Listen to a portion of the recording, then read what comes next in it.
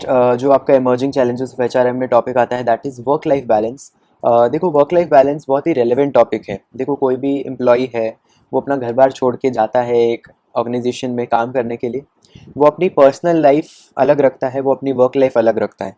But ज़रूरी तो obviously किसी भी इंसान के लिए है कि उसकी वर्क लाइफ और पर्सनल लाइफ दोनों बैलेंस रहे। That is work life balance, right? कि उसकी वर्क लाइफ पर्सनल लाइफ दोनों में एक अच्छा बैलेंस बन के रखा रहे। वो बैलेंस जिसने सिक्योर कर लिया वो खुश रहेगा लाइफ में basically, right? So in other words employ should be able to devote sufficient time to his personal life besides discharging his professional duties. मतलब काम पे भी पूरा रहे और अपने घर पे या पर्सनल लाइफ में वो जितना सफिशिएंट टाइम है वो दे सके। ठीक है। In our daily life, we meet many people who work 6 to 7 days a week, are out of city most of the time, and have no time to devote to their personal life. Such tendency is harmful to the individual concerned and his or her family. Thus, there arise a great need to manage the work-life balance. ठीक है। Problem is most observed in the case of dual career couples, यानी कि वो couples जिसमें दोनों husband और wife दोनों काम करते हैं, है ना। सो मतलब दोनों के अपनी क्या होती हैं, ऑक्यूपेशनल रिस्पॉन्सिबिलिटीज़ हैं, करियर इश्यूज़ हैं। तो दोनों काम पे जाते हैं और रात को घर आते हैं। That is the scenario, right? So आजकल ये राइज पे है बिकॉज अल्टीमेटली सबको पैसे कमाने हैं ना। सो ज़्यादा लोग इसे ऑप्ट कर रहे हैं, डुअल करियर कपल्स बन रहे हैं। So even in India the two income family is replacing the single income family as the norm. So when both the members of couple have career issues at stake, तो obviously उनकी personal life थोड़ी complicate हो जाती है because सब अपनी work life में इतने बिजी होते हैं कि एक दूसरे को टाइम नहीं दे पाते एंड वो सब, right? So a career opportunity for one partner that demands a geographic move can create a crisis for the couple. Obviously मान लो एक कपल में किसी एक को कहीं और आउट ऑफ सिटी जाना पड़ जाए काम के लिए, या उसका काम कहीं और है, दूसरे का काम कहीं और है, दोनों की जॉब अलग सिटी में लग जाए तो क्या होगा। तो ये सब एक बहुत मेजर इश्यूज आने लग जाते हैं विच इज़ एक तरह से unfair, right, for the couple. So working couples often experience conflicts between their work and family responsibilities. Role pressures आते हैं, है ना, commitments दोनों को चीज़ों को देना, work life को and personal life को, that becomes difficult. So the members must be skilled at time management. So उसके लिए क्या ऑब्वियसली सबसे ज़्यादा ज़रूरी क्या है, टाइम मैनेजमेंट दोनों को आना चाहिए।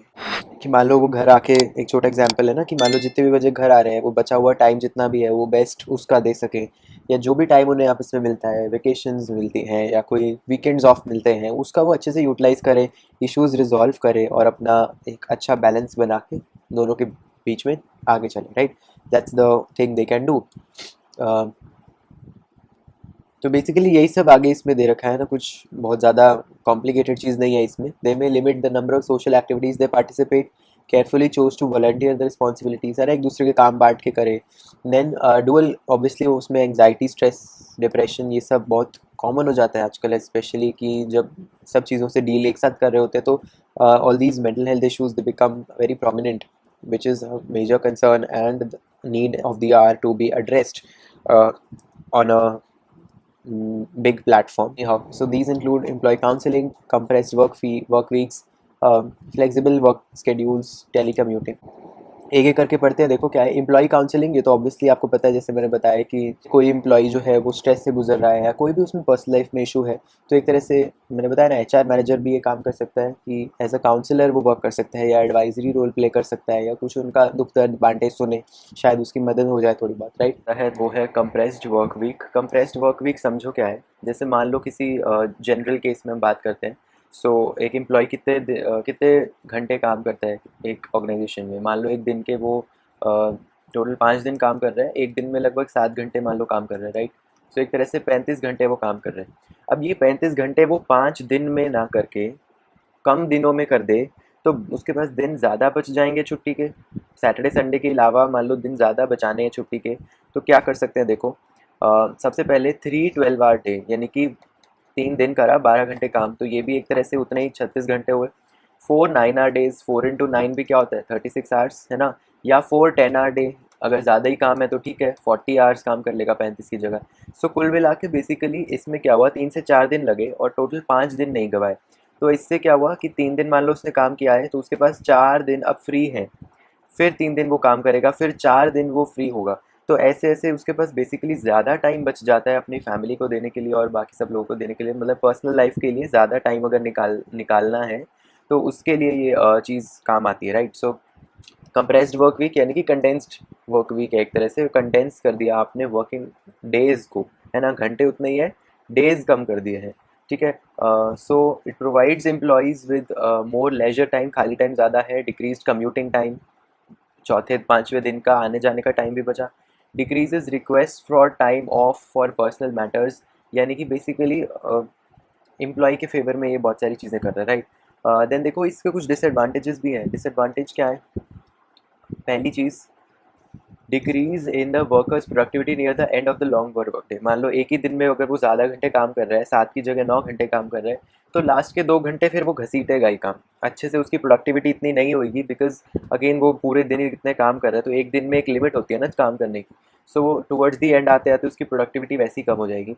लो job satisfaction, under utilization of equipment, ठीक है, ये सब उसी की वजह से होगा।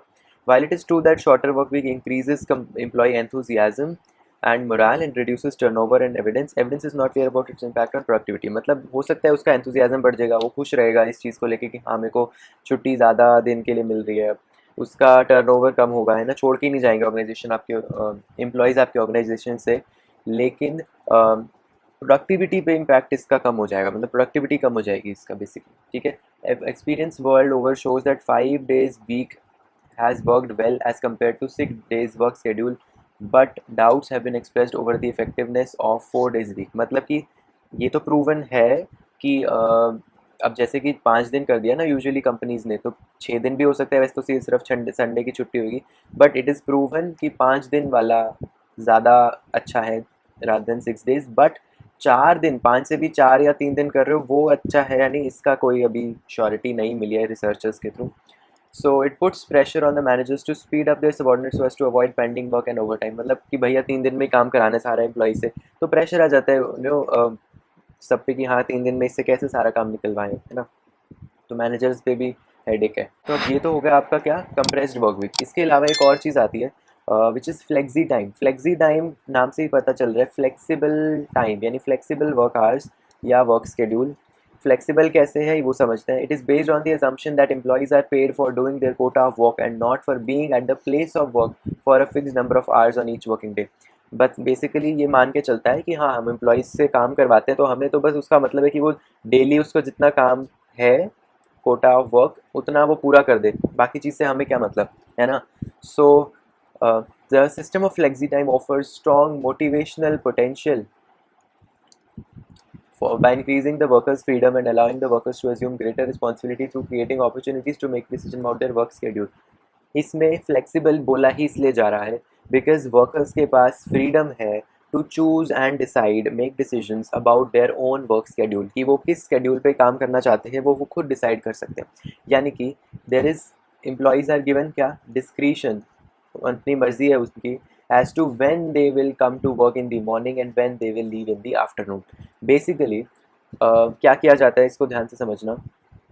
Employees are required to work a specific number of hours a week but are free to vary the hours of work within a certain limits।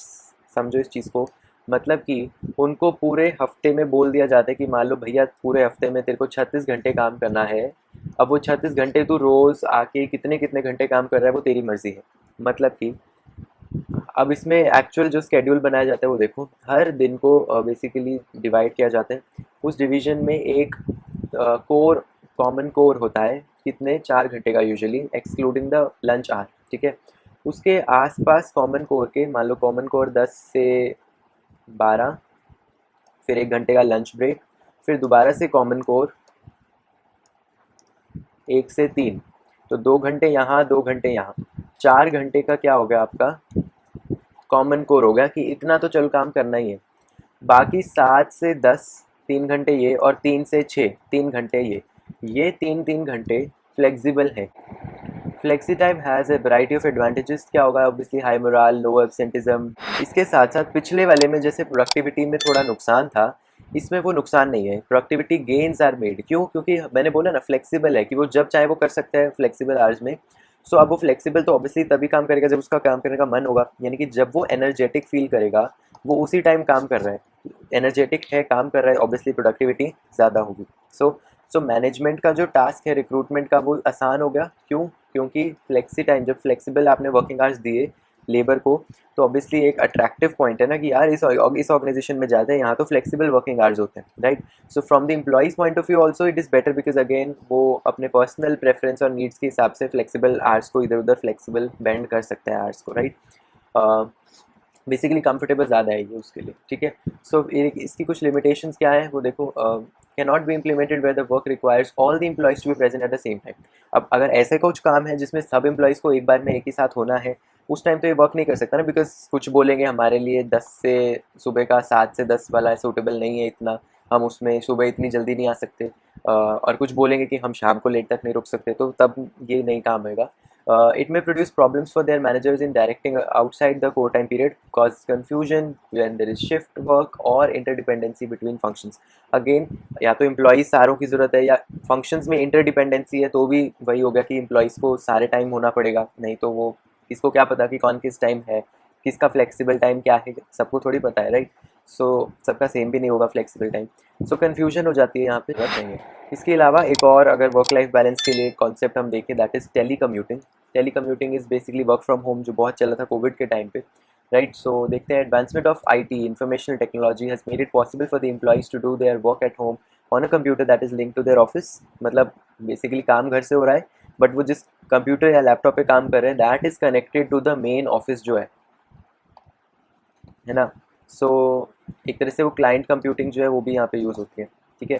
So under this system the employees who normally do most of their work by computer, they are, अब देखो offline अगर कोई काम है, ऐसा कुछ काम है, नेचर काम का ऐसा है कि एक्चुअल में ऑफिस में होना पड़ेगा, वो तो ये नहीं, तब नहीं यूज़फुल हो सकता।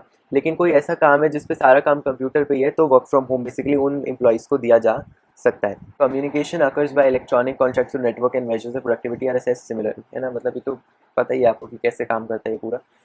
कॉस्ट इफेक्टिव है ये, eliminate substantial infrastructure cost, because again उनके लिए ऑफिस, उनके लिए रूम की चाबी कुछ कुछ नहीं है काम, है ना, बस उनको घर से अपने काम करने। सो ऑफिस, इलेक्ट्रिसिटी, फैसिलिटीज़, ये सब का पैसा बचा, saves lot of time, effort and money in commuting. अब घर से ऑफिस जाने का जो रोज़ का झंझट है, ट्रांसपोर्टेशन है, वो भी बचा।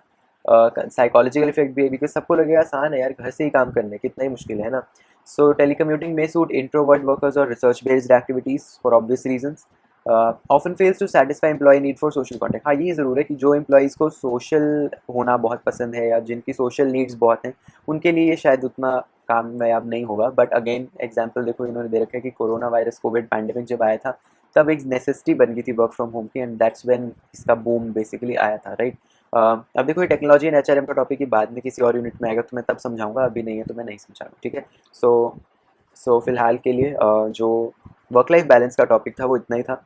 जो भी टॉपिक्स करें इसको अच्छे से समझना है। मान लो एक शॉर्ट नोट आ रहा है वर्क लाइफ बैलेंस पे, तो यू नो कि आपको बहुत कुछ लिखना है ना, सिर्फ आप नॉर्मल लिख के नहीं आओगे। जो भी मैंने पढ़ा है सबका एक समरी बना लेना, नहीं तो अभी तक दिमाग में ही है, ठीक है, इतना कॉम्प्लिकेट मत करो चीज़ों को। सो ठीक है, आई होप समझ में आया होगा। मिलते हैं नेक्स्ट लेक्चर में।